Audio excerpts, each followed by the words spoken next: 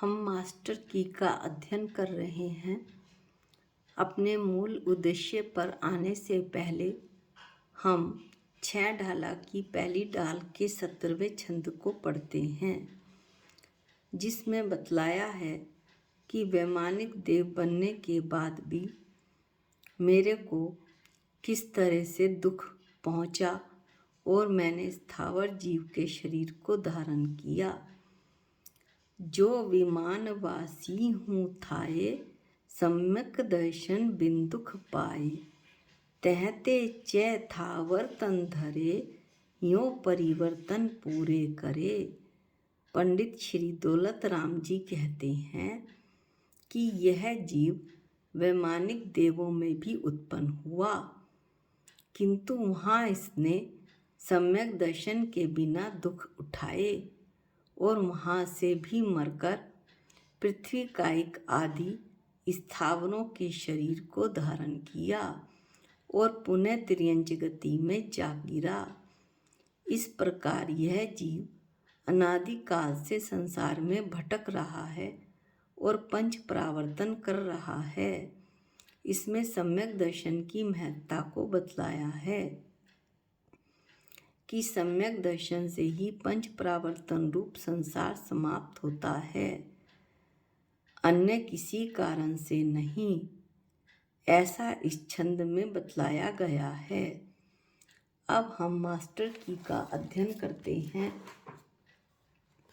और मास्टर की में सबसे पहले जो आज हम लेंगे वो अवसर्पणी काल का वर्णन करेंगे, का अध्ययन करेंगे, जिसके कि 6 वेद हैं।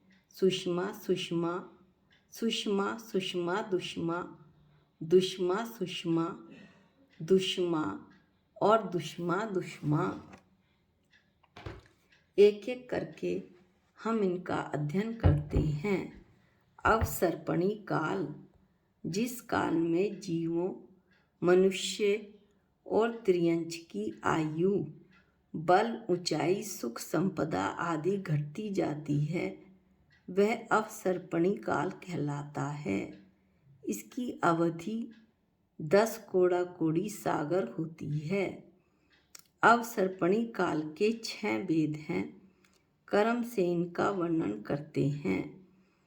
पहला सुषमा सुषमा प्रथम काल।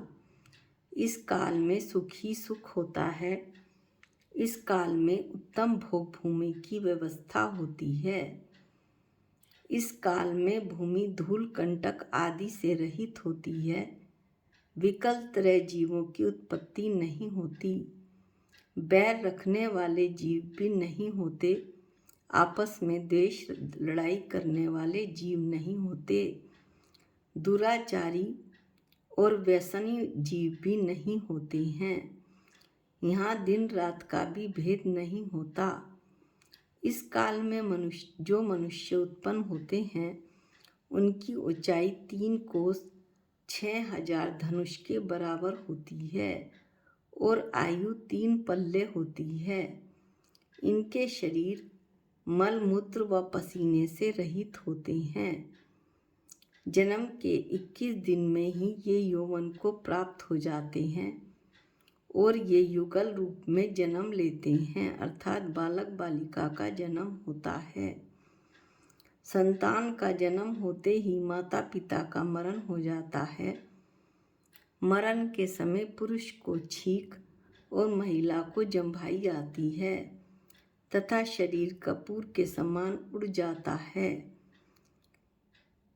जो इस उत्तम भोग भूमि के यानी सुषमा सुषमा काल के जीव हैं, वो 3 दिन बाद हरण के बराबर आहार लेते हैं। इस काल में परिवार ग्राम नगर की व्यवस्था नहीं होती। जीवों की आवश्यकताओं की पूर्ति कल्प वृक्षों से हो जाती है।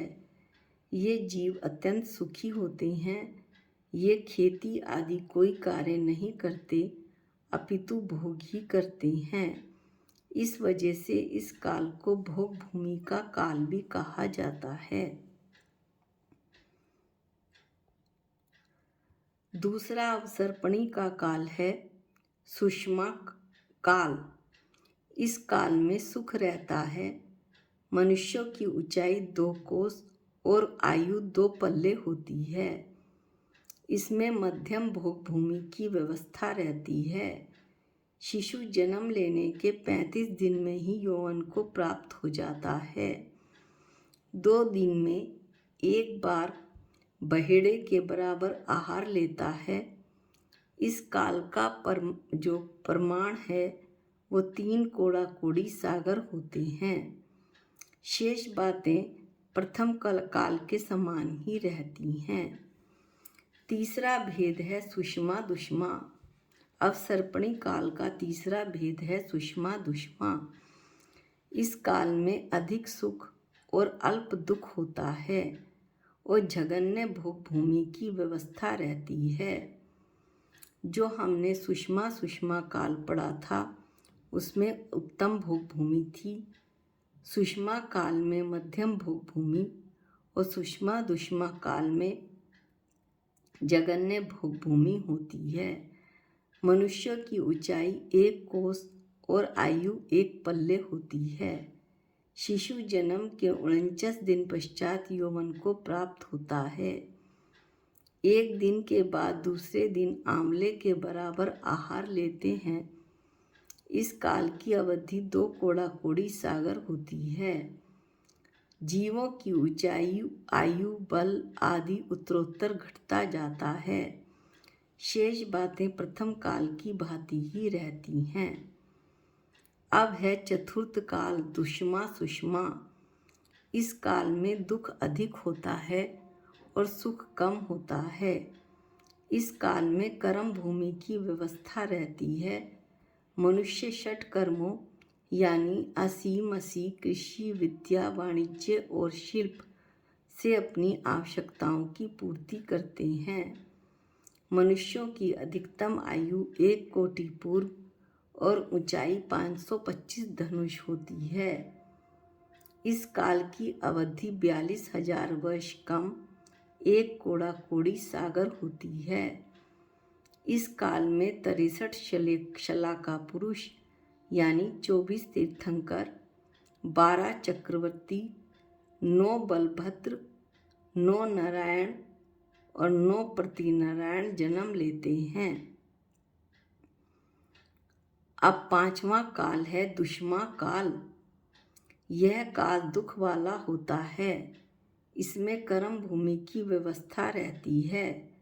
महावीर भगवान के मोक्ष जाने के 3 साल और 8.5 माह पश्चात सन 523 ईसा पूर्व से यह काल प्रारंभ हो गया और आजकल पंचम काल ही चल रहा है। इसकी अवधि 21,000 वर्ष है। इस काल में मनुष्य की अधिकतम ऊंचाई 7 हाथ और अधिकतम आयु 120 वर्ष होती है। इस काल में पापों की बहुलता हो जाती है। मनुष्यों की ऊंचाई, आयु व बल घटता जाता है। इस काल में भरत क्षेत्र से मोक्ष नहीं जाते हैं। जीव भरत क्षेत्र से मोक्ष नहीं जाते हैं। इस पंचम काल में द्वादशांग रूपी शुद्ध ज्ञान का विच्छेद यानी नाश हो जाता है। तीर्थंकर आदि दिव्य आत्माओं का जन्म नहीं होता और स्वर्ग से देवों का आवागमन भी बंद हो जाता है। अवसर्पणी काल का 6ठा भेद है दुष्मा दुष्मा षष्ठम काल। लगभग 18,460 वर्ष पश्चात यह काल शुरू होगा। इस काल में कर्म भूमि की व्यवस्था होगी और दुखी दुख होगा। इस काल की अवधि 21,000 वर्ष है। इस काल में मनुष्यों की ऊंचाई अधिकतम 3.5 हाथ और आयु 20 वर्ष है जो क्रमशः घटती जाती है। इस काल में अग्नि, धर्म और राजा का अभाव हो जाने के कारण लोग कच्चा मांस खाएंगे, नग्न अवस्था में वनों में घूमेंगे और महापापी और दरिद्री होंगे उनके घर, वस्त्र, कुटुंब आदि भी नहीं होगा और मनुष्य मरकर नरक व त्रियंच गति में जाएंगे। इस तरह से हमने अवसर्पणी काल के 6 भेदों का अध्ययन किया। सुषमा सुषमा, सुषमा सुषमा दुष्मा, दुष्मा सुषमा, दुष्मा और दुष्मा दुष्मा। अब जो हम अगला शब्द लेंगे वो है पूजा। निक्षेपों की अपेक्षा भेद।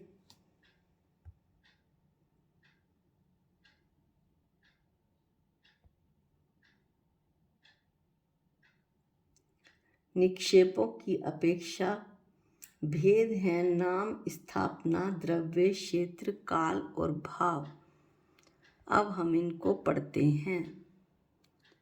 राग प्रचुर होने के कारण गृहस्थों के लिए जिन पूजा प्रधान धर्म है, यद्यपि इसमें पंच परमेष्टि की प्रतिमाओं का आश्रय होता है, फिर भी भावों की प्रधानता होती है, जिसके कारण पूजा करने वाले को असंख्यात गुणी कर्मों की निर्जरा होती है। निक्षेपों की अपेक्षा हम पूजा के भेदों का अध्ययन करते हैं। निक्षेपों की अपेक्षा नाम, स्थापना, द्रव्य, क्षेत्र, काल और भाव की अपेक्षा संक्षेप से 6 प्रकार की पूजा जिनेन्द्र देव ने कही है। इसमें से पहली है नाम पूजा। अनंत आदि का नाम उच्चारण करके विशुद्ध प्रदेश में जो पुष्प क्षेपण किए जाते हैं वह नाम पूजा जानना चाहिए। स्थापना पूजा, जिन भगवान ने सद्भाव स्थापना और असद्भाव स्थापना, यह 2 प्रकार की स्थापना पूजा कही है। आकारवान वस्तु में अनंत आदि गुणों का जो आरोपण किया जाता है सो पहली सद्भाव स्थापना पूजा है, और अक्षत, कोड़ी, कमल गट्टा आदि में अपनी बुद्धि से यह अमुक देवता हैं ऐसा संकल्प करके उच्चारण करना सो असद्भाव पूजा है। इसके बाद तीसरा भेद है द्रव्य पूजा। अनंत आदि के उद्देश्य से गंध, पुष्प, धूप, अक्षत आदि समर्पण करना यह द्रव्य पूजा है, तथा उठ करके खड़े होना, 3 प्रदक्षिणा देना, नमस्कार करना वगैरह जो शरीर की क्रियाएं हैं, वचनों से भगवान के गुणों का स्तवन करना, यह भी द्रव्य पूजा है। चौथा भेद है पूजा का निक्षेपों की अपेक्षा से क्षेत्र पूजा। जिन भगवान की जन्म कल्याणक भूमि, निष्कर्मण कल्याणक भूमि यानी तप कल्याणक भूमि, केवल ज्ञान उत्पत्ति स्थान, तीर्थ चिन्ह स्थान और निषिद्धिका अर्थात निर्वाण भूमियों में उपरोक्त प्रकार से जैसा कि बताया है पूजा करनी चाहिए, यह क्षेत्र पूजा कहलाती है। 5वां भेद है काल पूजा। जिस दिन तीर्थंकरों का गर्भ कल्याणक होता है, जन्म अभिषेक होता है, तप कल्याणक होता है, ज्ञान कल्याणक होता है और निर्वाण कल्याणक होता है, उस दिन भगवान का अभिषेक करना चाहिए। इस प्रकार नंदीश्वर पर्व के 8 दिनों में 10 लक्षण धर्म पर्वों में, ऐसे उचित पर्वों में जब जिन भगवान की महिमा की जाती है तो उसे काल पूजा जानना चाहिए। 6ठा भेद है भाव पूजा। मन से भगवान के गुणों का चिंतन करना भाव पूजा है। परम भक्ति के साथ जिनेन्द्र भगवान के अनंत चतुष्टय आदि गुणों का कीर्तन करके जो त्रिकाल वंदना की जाती है उसे निश्चय से भाव पूजा जानना चाहिए। मुझे भी आपके समान गुणों की प्राप्ति हो। वंदे तद्गुण लब्धये। ऐसी जो भावना रखकर पूजा की जाती है वो भाव पूजा है। इस तरह से हमने निक्षेपों की अपेक्षा पूजा के 6 भेद पढ़े। नाम, स्थापना, द्रव्य, क्षेत्र, काल और भाव। अगला जो हम शब्द लेंगे वो है संवर के कारण।